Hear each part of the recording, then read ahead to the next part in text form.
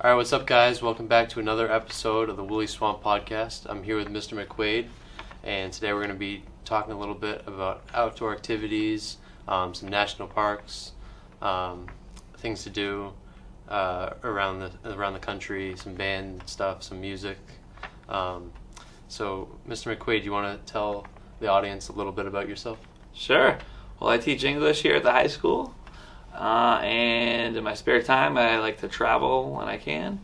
I like the great outdoors. Yeah. Bicycling is probably my favorite thing to do outside. Yeah. And I'm a huge fan of music, and I play in a band as well. Yeah, that's awesome. What did you like doing as a kid? I was really into baseball when I was a kid. I played growing up. I played in high school, actually, here at Millbury many years ago. Center field, right? Yeah. Center fielder. Nice. Yep. And let's see. I was always into music. Actually, at high school, I was in a band as well. We were really, really loud. Oh, really? It's Yeah. basically a hardcore band. Yeah. Do you guys do covers? No, we kind of did our own thing. Played out a couple of times. Yeah. And then, like, when I went to college at UMass, just kind of lost touch with some of those people that I played with. But yeah, that was kind of, I guess, what I was doing when I was a kid. Yeah. So your love for music started early. Yeah, for sure. Yeah. Grew up in a house where there's a lot of music Yeah. playing all the time. My Right. dad was a huge fan of music from his era. Yeah. Like, I guess we'd call it classic rock. Yeah, yeah. Some oldies, Hmm. stuff from like the 60s and 70s. Yeah. And then I got into, like, I grew up in the 90s, and music at that point was very interesting. You had like alternative rock and hip hop Right. and like the grunge scene Yeah. all kind of hitting at once. Right. So there's lots of new music to check out. Mm. So that really got my interest too. MTV was a huge deal. Yes. There's a lot of videos I'd watch back then. Yeah. And then I started kind of discovering, I guess, music that wasn't on MTV, like a little more underground music, and that led me to like some punk rock and hardcore bands and Yeah. stuff like that. Yeah. Yeah. That's cool. What made you want to be a teacher? So when I went to college, I studied English, and I finished school with an English degree. Okay. And I had always thought about teaching. I never actually studied education in college, though, so I was keeping that as a possibility. And my parents always told me, "Oh, you should consider education. It's great to go into that." Right. And I ended up doing some substitute teaching work after college because I was thinking, I wanted to give it a shot. Yeah. And I kind of instantly Right. sort of found my niche and never looked back, really. That's awesome. After that, I pretty much took all the education courses and everything to get my master's in teaching. Yeah. And here I am today. Awesome. Yeah. So you went to UMass Amherst. Yes. Yeah. Yep. What did you major in? Yeah, English. English, yeah. No minor, just straight English. Yeah. degree. Nice. Yep.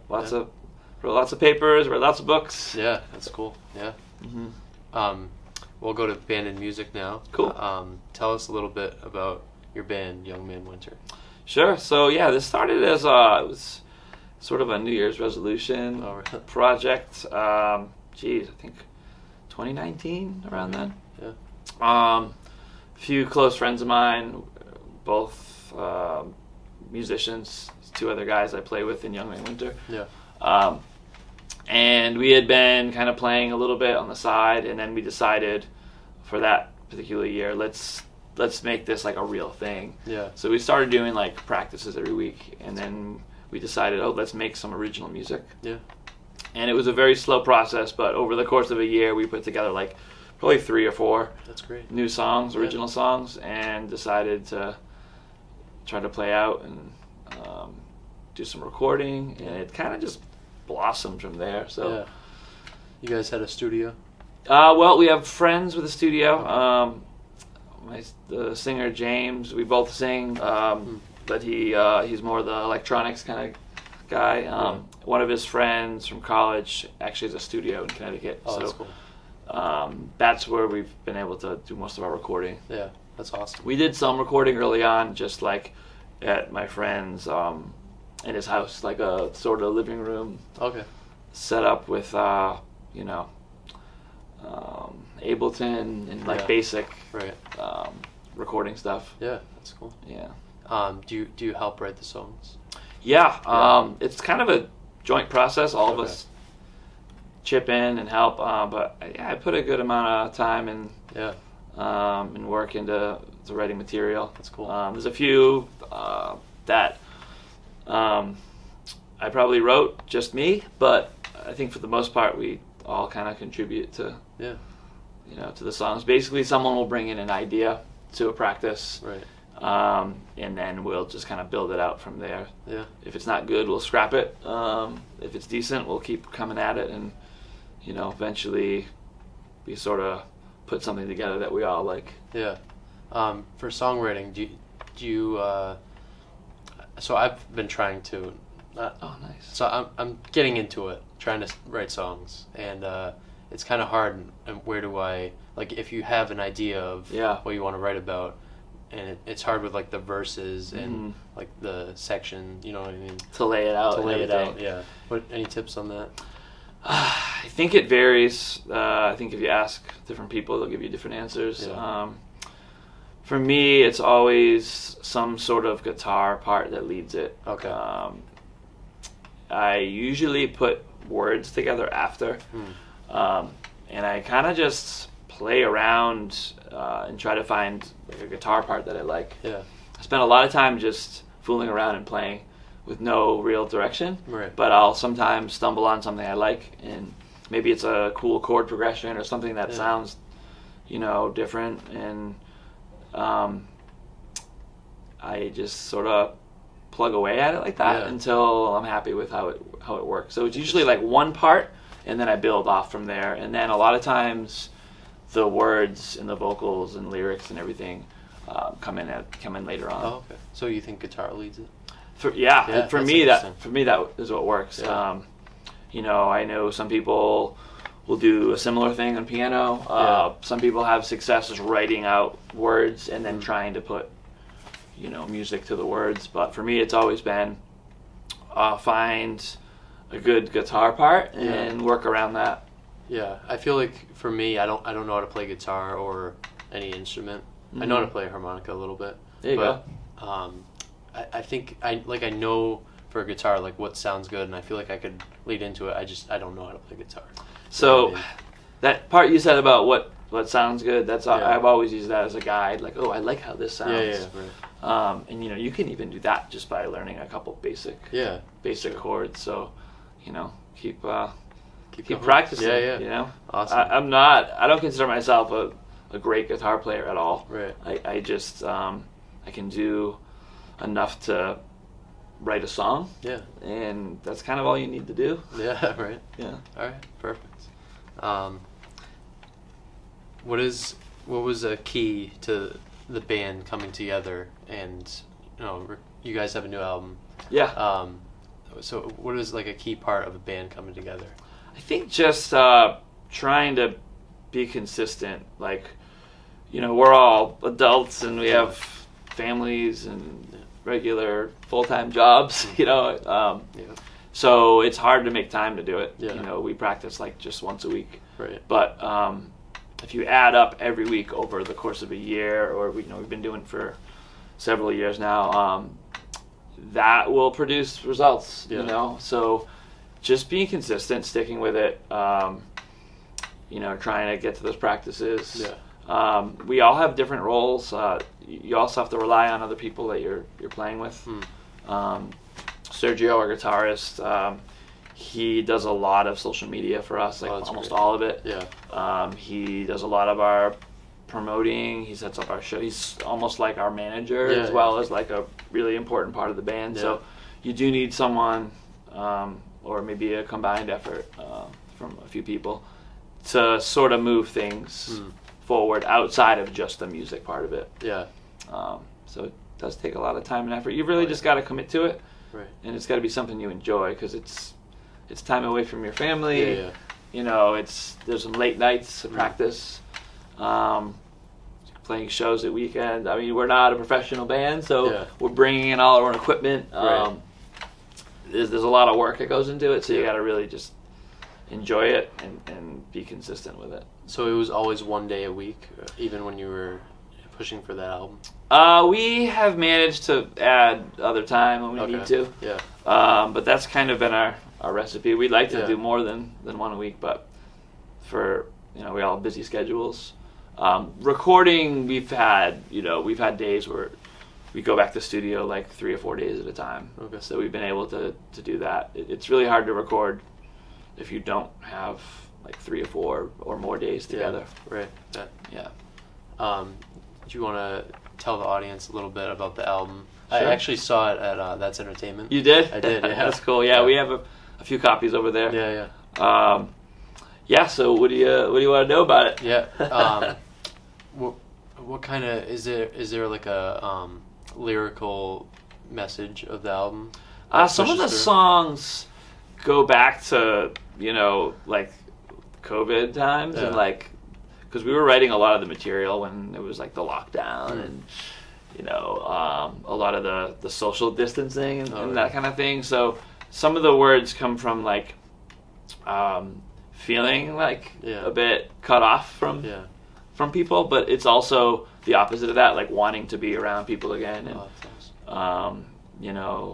the song Nightlife is really about that, like coming back out and going to see shows and bands and sort of how things were lost in that time, but wanting them to come back. Oh, that's cool. Yeah. I feel like today, like, people listen to music for different things. A lot of the people I know listen to music for like the beat and the sound, and I could never be like that because I think the words are so important. Sure. You know what I mean? Especially being a fan of Bob Dylan. Of course, yeah. All that, but I feel like for me, like the music, I want it to have like a message. Mm-hmm. Not, it can be love, it can be about the world, history, like everything like that into a song. For sure. Is what I like. Yeah. Definitely. Yeah.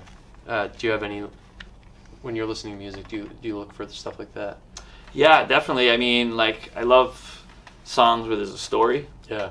You mentioned Bob Dylan, and there's just so many I know. like that tell a story. And I like songs, too, that are just kind of basic messages, simple things you can relate to. Yeah. But I guess the first thing I'm drawn to with music is really the sound, some of the melodies, the rhythms, and that's kind of the way I approach making music. So it's kind of funny.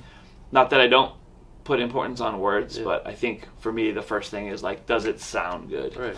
Yeah. Or would I, does it sound like something I like? Right. Yeah. Yeah, because you want to appeal to the audience and make sure if you can listen to it over, they have a more chance to listen to it over and over. That's again. it. Yeah. Right.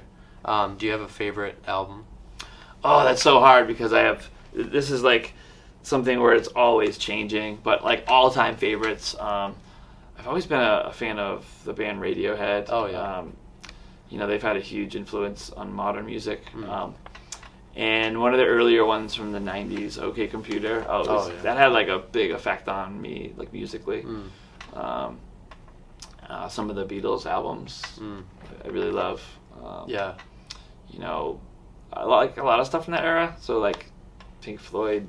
Yeah, those three right there are all different from They the are. rest and very inspirational and influential to other bands. Like, you can't copy that. It's just amazing what they were able to do, all three of those.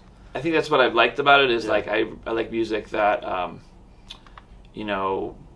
sounds maybe different, but maybe pushes sound in a way that is new, and I guess for me that just makes it more interesting to listen to. Yeah, and like when you talk about the Beatles, Pink Floyd, Radiohead, they've all sort of changed music. Totally, yeah. Beatles, I mean, in mid-60s, they were making stuff that, sounds like some of the 90s stuff. Exactly.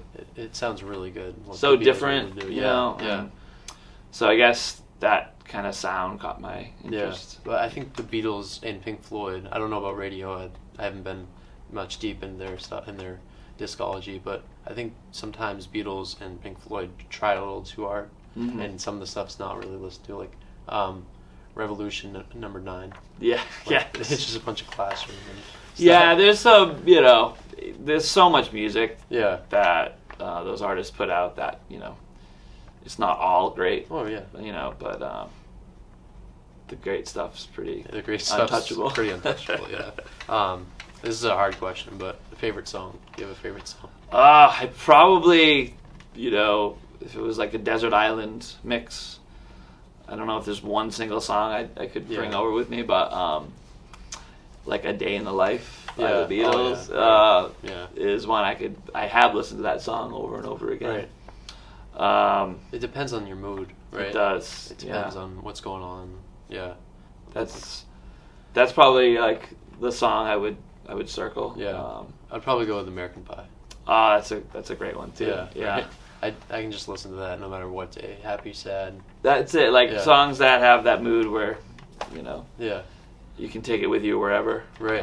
Yep. I don't know. I have so much trouble with like favorite songs or favorite albums or favorite books because there's so many things. Oh yeah. That I like that it's hard to pick that one. Yeah. Yep. So we're gonna move on to outdoors. Have you always been into outdoor activities? Yeah. I remember being really little and spending a lot of time on my BMX bike. Oh, yeah. I didn't like to be inside too much. I had a lot of energy to burn off. And I think my parents just set me out, like, go ride your bike around the neighborhood. So that's what I remember early on. And then my family wasn't really into camping, but I remember going camping with friends, and I thought that was pretty cool and different. I grew up around Millbury. It's not really like it's not like a town around here where you think of camping, so to speak. So I think doing that made me curious about, I don't know, the outdoors. I guess. Yeah, that's cool. How much of so you're a biker? What is it, cyclist? Cyclist. Yeah, cyclist. Yeah. I guess the difference is a biker is on a Harley and a cyclist is on more of a Trek or a Cannondale or something, a road bike. So do you do that like do you do meets or? So I used to race competitively, like after college, and I was in my 20s. I got really into it. Like I was competing, and not necessarily winning, but I was like gunning for top finishes and training very seriously. And that took up a lot of my time. It was awesome. Yeah. I really loved it. I went all over New England doing that. That's cool. Wow. Got super into it. Oh yeah. And now I more or less do it for fitness and for fun. Yeah. That's cool. Yeah. So I'm not so into the competitive end of it anymore. Yeah. I'd like to get back to it someday. So it was after college. Yeah. Right. Yeah. Actually, at UMass they had a bicycling team. Oh really? Yeah, and that for me was different. Like again, I went to school here at Millbury, and that was like, wow, they have a bicycling team. Yeah. They had all kinds of It's beautiful out sports. There. Yeah, it's like a nice place to do it. Yeah. I would see kids riding bikes everywhere, and they had a mountain bike club, and it just caught my interest. This was also around the time when Lance Armstrong. Yeah. So at the time, this is before he, got in trouble with performance-enhancing drugs and all that, but he was like a national hero, and bicycling in the U.S. was very popular at that time. So it was all over ESPN and all the sports stations. So that got me interested in it too. Yeah. And it kind of just took off from there. That's cool. I just liked competing and riding, and it was a good way to get outside. And it was pretty simple too. Yeah. You just hop on a bike and ride. Right. Yeah. I never got into biking much, but I've always wanted to. Especially, I'm going to Arizona for college, and there's a lot of places that I would like to bike around. Yeah, in there's Arizona. some great mountain biking there too. Right. Mm-hmm. What is it? Do you have a favorite bike ride that you've ever done? Probably when I've tried, I've spent time out west riding, And I would say like riding mountain bikes in Utah. Oh yeah, I bet. Yeah, that's cool. I've been out there with friends. There's a town called Moab. It's got some pretty yeah. famous trails. Yeah. You're riding on like desert rocks, and so just so different from New England. Yeah. Because there's some great riding around here. Like I've done some trails in Vermont, New Hampshire. Yeah. But it was so different out in that part of the country where I'd probably say that was the best riding. You know, Park City, riding down some of the huge mountains there. Oh yeah, it's more hilly up here, and then right. Does it take a lot of preparation for like the hills around here? Yeah, it's hard. Like you got to be, you know, training, and I guess I'm used to it, but you have to adapt to it because it is really hilly. Yeah, right. Yeah. Do you do stuff before, like, to work on your legs? Not really. I guess when I was really serious about it, I would do some cross training, but I've kind of just always jumped on the bike and, you know. You have a water and like a snack bar. All the stuff, water, and if I'm going for a long ride, bring some food. Yeah. Sometimes bring some money, stop at a convenience store. Right. My favorite rides are usually the ones where, like, maybe halfway through, stop for a coffee at a cafe. Yeah, just a casual ride with friends. That's cool. Yeah. National parks. How many national parks have you visited? Oh my God, somewhere probably in the teens, Really? maybe close to 20. Wow, that's great. I did a lot of traveling after college, and there's so many out west. Like around here, you know, Acadia in Maine is the closest one, and that's kind of it for the Northeast. But once you get out into like Utah, Arizona, Colorado, So many. you know, you could just, there's endless parks everywhere.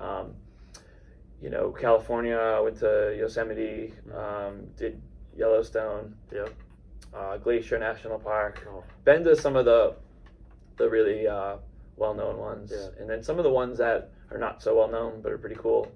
The Badlands in South Dakota, really cool. It's like walking around the moon. Oh yeah.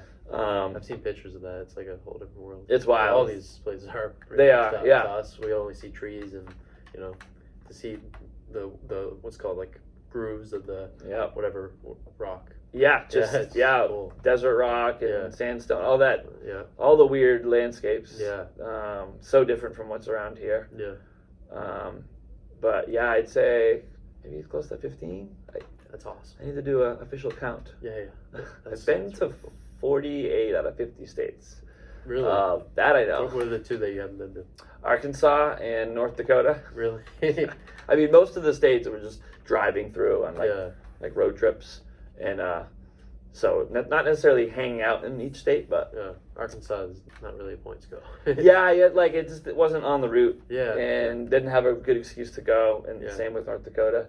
I guess I'll have to go someday just to say I've been to all 50. Yeah, that's really cool though. Yeah. What's any national park that you haven't been to that you want to go to? Yeah. So I want to go to Sequoia and Kings. Oh yeah, that's in California. And I'd love to go up to like Banff and British Columbia, and some of the stuff up in Canada. Yeah. Oh, Banff. It's beautiful. Yeah. I've seen that. I just heard amazing things. Yeah. And then I'd just like to go back and see some of the ones I've been to already. Yeah. You know, take my kids to some of them. Oh yeah, they're pretty awesome. They would love that. Yeah. What was the one in California? Sequoia. That's the trees, right? Yeah. The massive trees. Really? Yeah. He's been to that one. The trees were huge, like bigger than in the pictures and everything. Yeah. And then there's a few that you drive through. Yep. Because they're like cut through, and you just drive through the middle. Yeah, I'd love to check that out. And then the Redwoods too. That's another national park. Yeah. Yeah. That's cool. If you could go anywhere in the world, where would you go? Oh, let's see. Tough question. Well, it's kind of a weird answer, but right now I'd probably go to Belgium. Really? So I've been watching a lot of these bike races on TV. Yeah. And there's this sport called cyclocross, and it's like all the rage in Belgium. It's like the way people are with football here. And like thousands of people go out to these races. Really? And right now is like their peak season. And so if you were to say right now, if you get on a plane and go somewhere, I'd probably go to Belgium and watch one of these crazy bike races. Interesting, yeah. I've always wanted to go to like Italy or Japan, Ireland. Yeah, for sure. Yeah. Like, I'd like to see all those places, Europe in general. I haven't been to a whole lot of spots. Spain and France I've been to.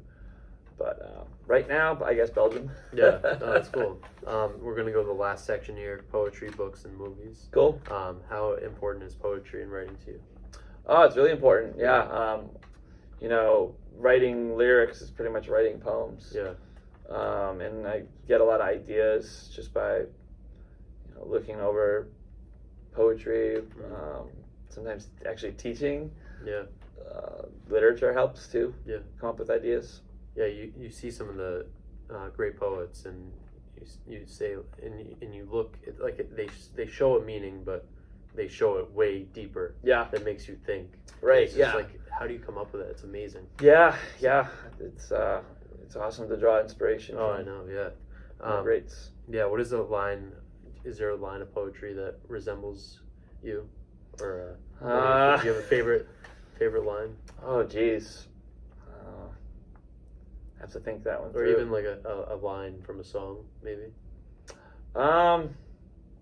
Let's see. There's a Bob Dylan line I love. There's no success like failure, but failure is no success at all. He flips it around. Love minus zero. Yes, there you go. Nice. From Bringing It All Back Home. Exactly. Wow. All right, you're like a Wikipedia page. Right. I like when poets or songwriters do that. They flip around an idea. Yeah. I've always thought that's like kind of clever and cool, and Yeah. I try to do that with my writing. It doesn't always work, but simple things like that, I guess. Yeah.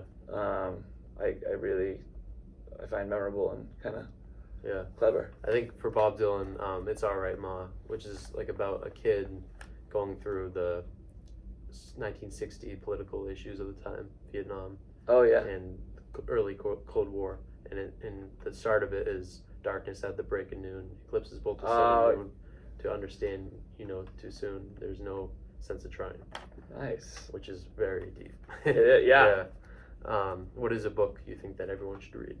Well, right now I'm teaching The Great Gatsby. Oh, that was one of my favorites. So it's coming from an English teacher, so that's like I think the greatest American novel. So I would say that everyone should read it. Yeah. Oh yeah. That's a great novel. And then the movie with DiCaprio. Yeah. Pretty good. Yep. Do you have a favorite actor? Not really. I like tons of movies, but I don't really have an all-time favorite. Or like an actor that you've seen in multiple movies that like really convince you, or like you can feel emotions based on their acting. I've always liked Bill Murray movies. Oh yeah. He's really funny and Oh, dry. Yeah. I guess like in comedies. Yeah. But it's another thing I'm bad at is naming favorite actors. Oh no, that's okay. And a last question: favorite movie? Man, all-time favorite movie, probably The Godfather. Oh yeah. It's a good movie. Just I like some of those long epic movies where the story goes on and on. I feel like 2001. You know what? I haven't really given that enough attention. Really? I do love The Shining. Yeah. I like some of those movies that move really slow and they kind of move on like 2001. You have to wait like an hour and 30 minutes. Slow burn, right? Yeah. But it's worth it. Cool. Yeah. Well, it's on my list then. And Good Will Hunting. Yeah, I was going to mention that actually. That's my favorite. Oh, nice. And then I have number 2, Interstellar, and then 3 is Shawshank Redemption. Oh, that's great. Yeah. Yeah. Good That's list. a great one. Yeah. All right. Thank you, Mr. McQuade. All right. It's been a pleasure. Good talking to you. Awesome. Take care.